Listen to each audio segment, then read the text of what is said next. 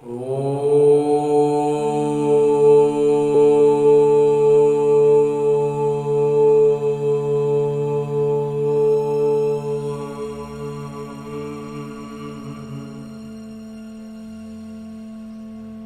शांति।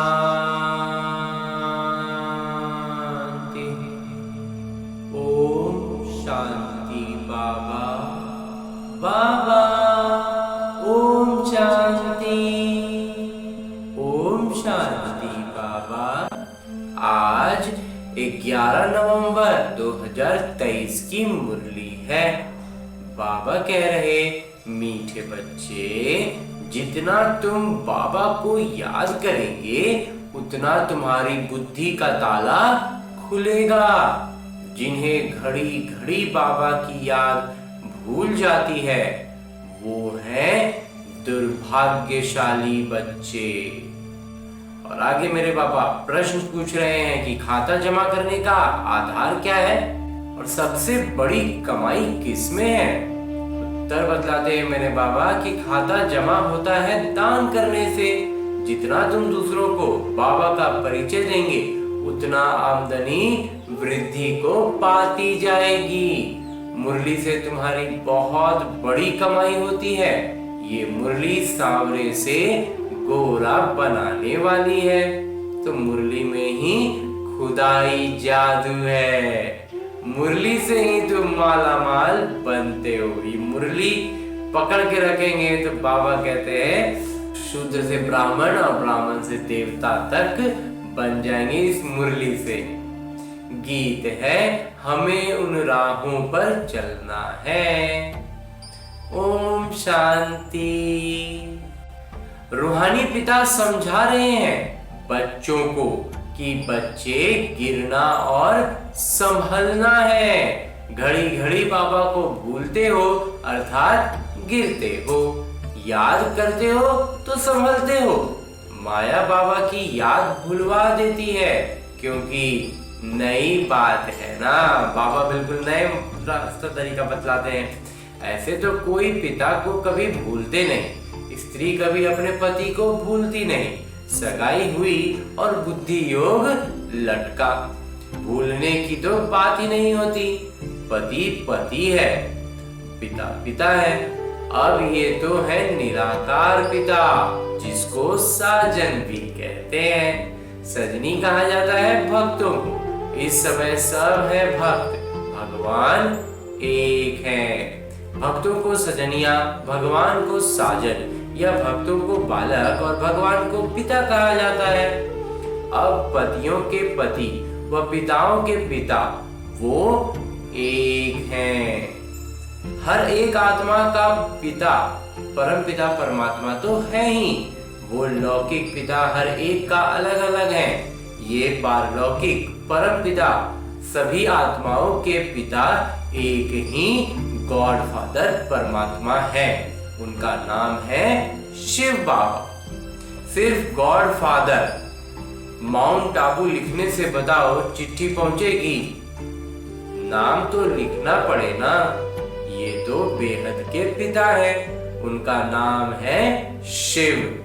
शिव काशी कहते हैं ना। वहां शिव का मंदिर है, जरूर वहां भी गए होंगे।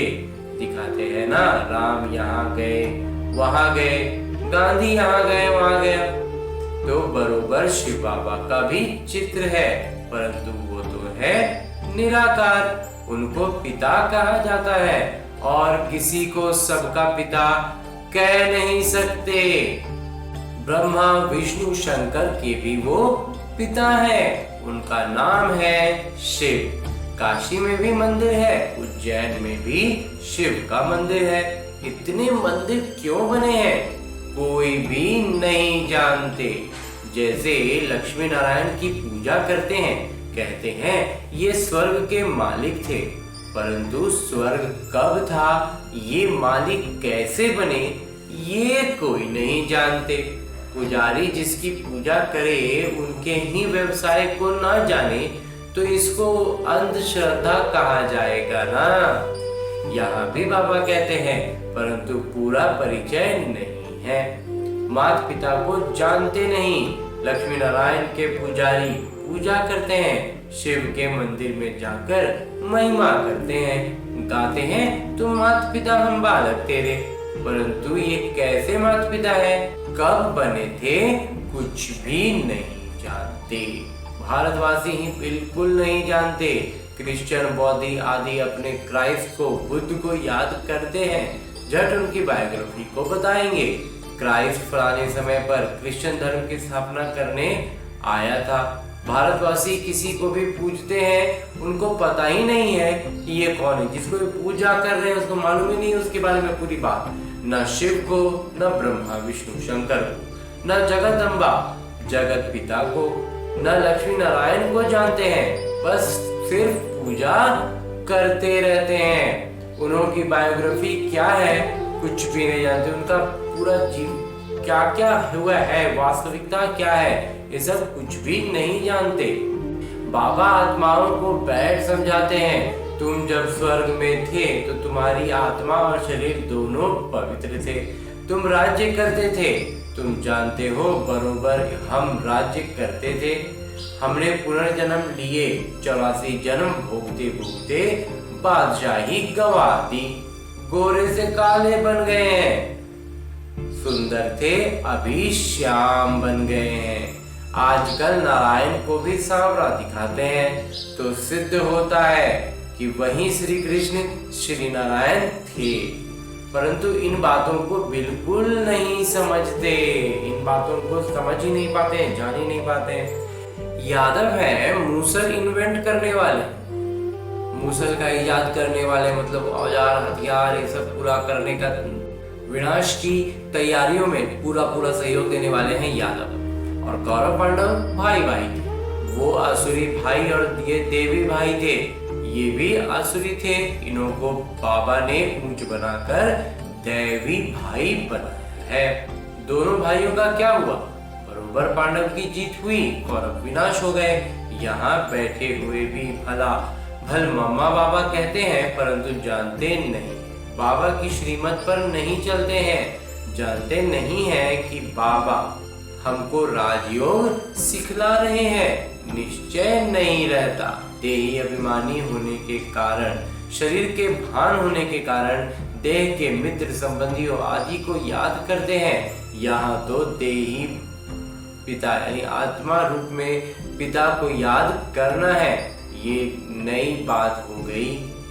मनुष्य कोई समझा ही न सके, इन सब बातों को कोई मनुष्य समझा न सके। यहाँ माता पिता के पास बैठे हुए भी उनको जानते नहीं, ये आश्चर्य करने वाली बात है ना।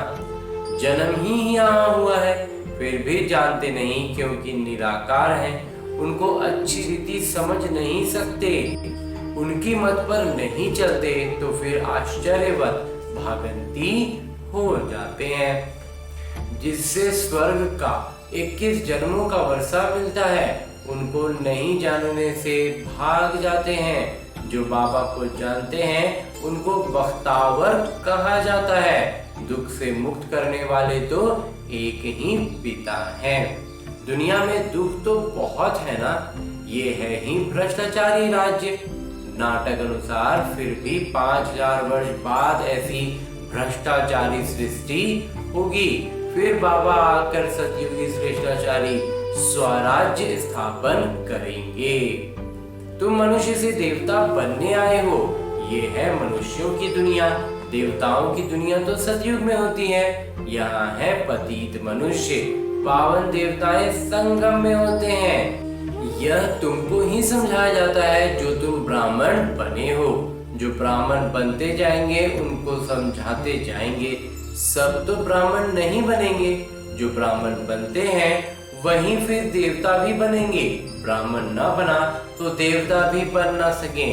बाबा मम्मा कहा तो ब्राह्मण कुल में आया, जैसे ही बाबा मम्मा कहा तो मतलब वो ब्राह्मण कुल में आ गया। फिर है सारा पढ़ाई के पुरुषार्थ पर मदार। ये साम्राज्य स्थापन हो रही है और इब्राहिम, बुद्ध आदि कोई भी साम्राज्य स्थापन नहीं करते हैं। क्राइस्ट अकेला आया, किसी में प्रवेश कर क्रिश्चियन धर्म स्थापन किया। फिर जो क्रिश्चियन धर्म की आत्माएं ऊपर में है वो आती रहती नहीं है। अभी सब क्रिश्चियंस की आत्माएं यहाँ हैं। अभी अंत में सबको वापस जाना है। बाबा सभी के पथ प्रदर्शक बन सबको दुख से मुक्त करते हैं। बाबा ही है सारी मानव जाति का मुक्तिदाता और पथ प्रदर्शक। सब आत्माओं को वापस ले जाएंगे। आत्मा पतित होने के कारण वापस जा नहीं सकती। निराकार दुनिया तो पावन है ना, अभी वो साकारी सृष्टि पतित है। अब इन सबको पावन कौन बनाए जो निराकारी दुनिया में जा सके। इसलिए बुलाते हैं कि ओ गॉड फादर आइए। गॉड फादर आकर बतलाते हैं कि मैं एक ही बार आता हूँ जब सारी दुनिया भ्रष्टाचारी बन जाती है। कितनी गोलियां बारूद आदि बनाते रहते हैं एक दूसरे को मारने के लिए। एक तो बॉम्ब बना रहे हैं, दूसरे फिर प्राकृतिक आपदाएं, बाढ़, भूकंप आदि क्या क्या होंगी। बिजली चमकेगी, बीमार पड़ जाएंगे, क्योंकि खाद तो बननी है ना। बाबा कहते हैं जितने हैं ना मनुष्यों की संख्या, जब सब समाप्त होंगे, सब खत्म हो जाएंगे, तो सब खाद बन जाएंगे। सतयुग में खाद का काम करेंगे। तो इस सारी सृष्टि का खाद चाहिए तो पहले क्लास उत्पत्ति हो। पहले बहुत अच्छी श्रेणी के बच्चे निकले। सतयुग में सिर्फ भारत ही था, अब इतने सबका विनाश होना है। बाबा कहते हैं मैं आकर दैवी राजधानी स्थापन कर रहा हूँ और सब खत्म हो जाएंगे, बाकी तुम स्वर्ग में जाएंगे। स्वर्ग को तो सब याद करते हैं ना, परंतु स्वर्ग कहाँ किसको जाता है ये कोई को पता ही नहीं है। कोई भी मरेगा कहेंगे स्वर्गवासी हुआ। अरे कलयुग में जो मरेंगे तो जरूर पुनर्जन्म कलयुग में ही लेंगे ना। इतना भी अक्ल कोई में नहीं है। डॉक्टर ऑफ फिलोसफी आदि नाम रखते हैं, समझते कुछ भी नहीं। मनुष्य मंदिर में रहने वाले थे, वो है क्षीर सागर, ये है विषय सागर। ये सब बातें बाबा ही समझाते हैं। पढ़ाएंगे तो मनुष्यों को, जानवर को तो नहीं पढ़ाएंगे ना।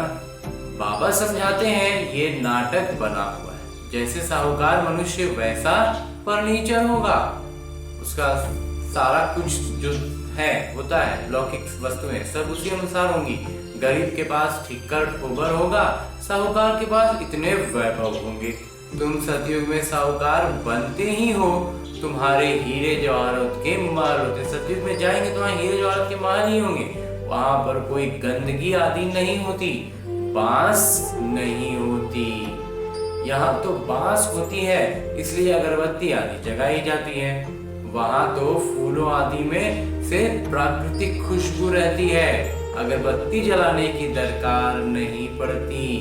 उनको स्वर्ग कहा जाता है और बाबा स्वर्ग का मालिक बनाने के लिए पढ़ाते हैं। देखो कैसे साधारण है, ऐसे पिता को याद करना भी भूल जाते हैं।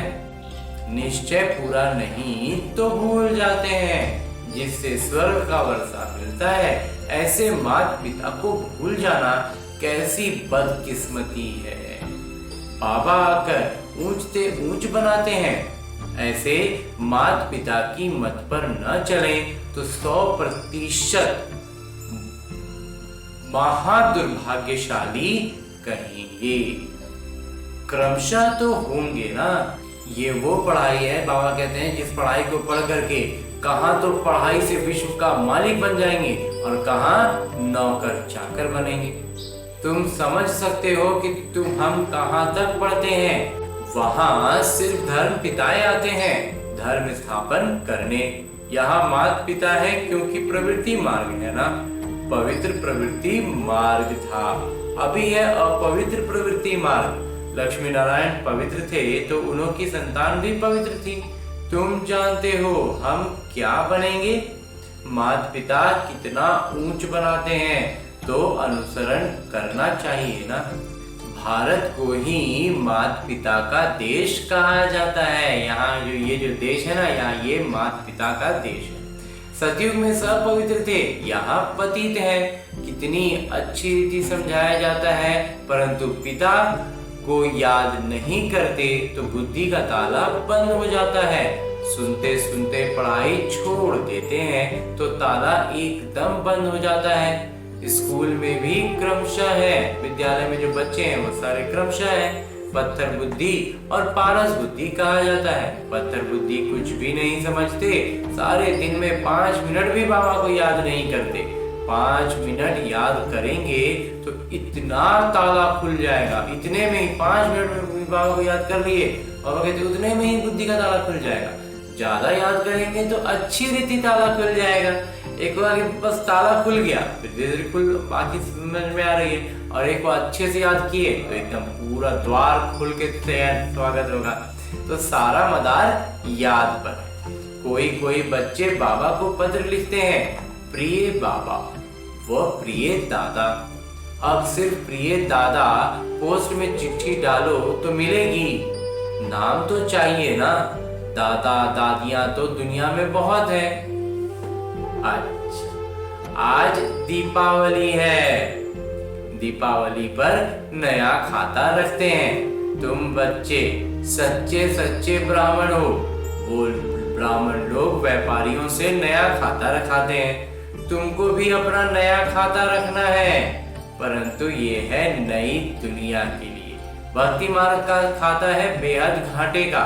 तुम बेहद का वर्षा पाते हो, बेहद की सुख शांति पाते हो।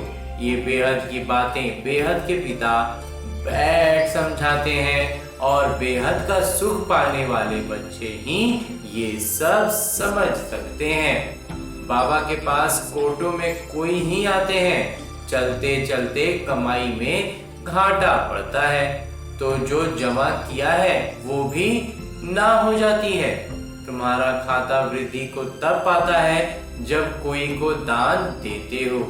दान नहीं देते हो तो आमदनी की वृद्धि नहीं होती है। जब तक दान नहीं देंगे आमदनी अधिक नहीं होगी।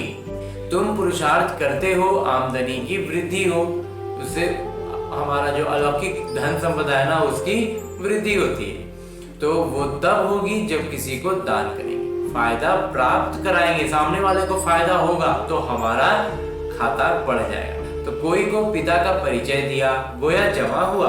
परिचय नहीं देते हो तो जमा भी नहीं होता है। तुम्हारी कमाई बहुत बहुत बड़ी है। मुरली से तुम्हारी सच्ची कमाई होती है। सिर्फ ये मालूम पड़ जाए कि मुरली है किसकी। ये भी तुम बच्चे जानते हो जो सांवरे बन गए हैं और उन्हों को ही गोरा बनने के लिए मुरली सुननी है। जो हम सारे बच्चे सांवरे बन पड़े हैं वही मुरली सुनेंगे तो गोरे बन जाएंगे। बाबा की मुरली में है जादू, खुदाई जादू कहते हैं ना, तो इस मुरली में खुदाई जादू है। ये ज्ञान भी तुमको अभी है, देवताओं में ये ज्ञान नहीं था।